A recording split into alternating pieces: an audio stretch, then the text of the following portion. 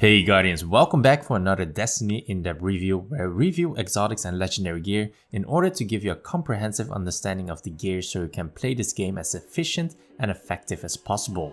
Today we are going to review the Iron Banner submachine gun, the Hero's Burden.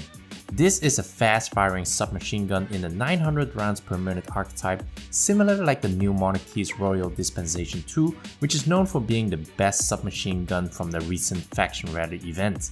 The Hero's Burden has better stats than a Royal Dispensation.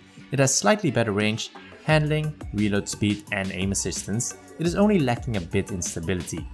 Let's dive into the gun. The Hero's Burden has the adaptive frame and the SLO-10, SPO-28 post and the SPO-26 front sights, which all increases handling speed and range in various degrees. I like the SLO-10, which increases the handling speed more than the others.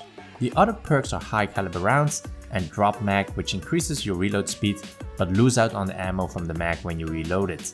The final perk is Threat Detector, which increases reload, stability and handling when enemies are close by.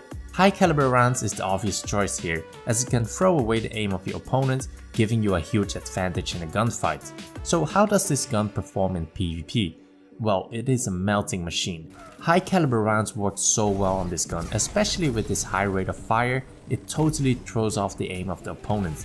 And the gun is surprisingly stable on the short effective submachine gun range.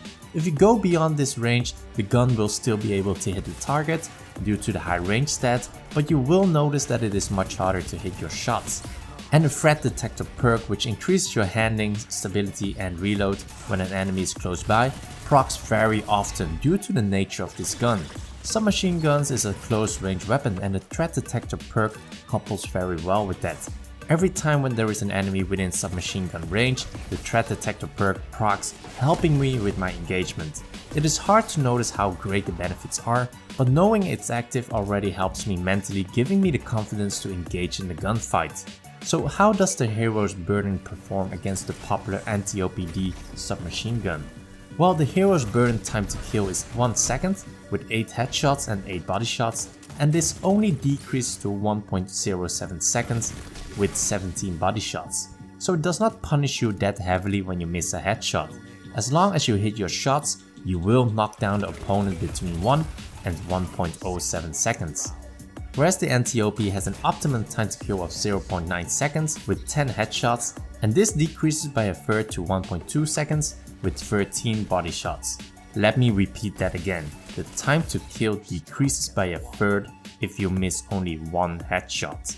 Whereas the Hero's Burden is much more forgiving when you miss a crit shot.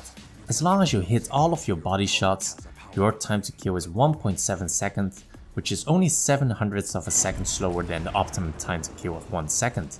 So without a doubt, the Hero's Burden is a much more consistent submachine gun. Unless you are a super accurate player, then you would want to keep on using the Antiope instead. I won't cover the performance of this gun in PvE.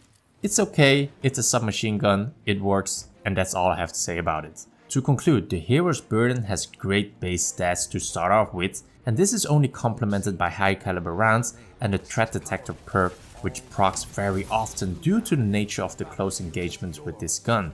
It won't outperform the Antiope in terms of time to kill, but it is so much more forgiving, and as a result it is the more consistent gun over the Antiope. I am going to give the Hero's Burden a B. Thank you so much for watching this review. I hope this review gave you the insights you need. Subscribe to stay up to date on my future videos, and while you're here, have a look at my recommended or latest video in the end screen. And as always, I will see you in the next video, Guardians.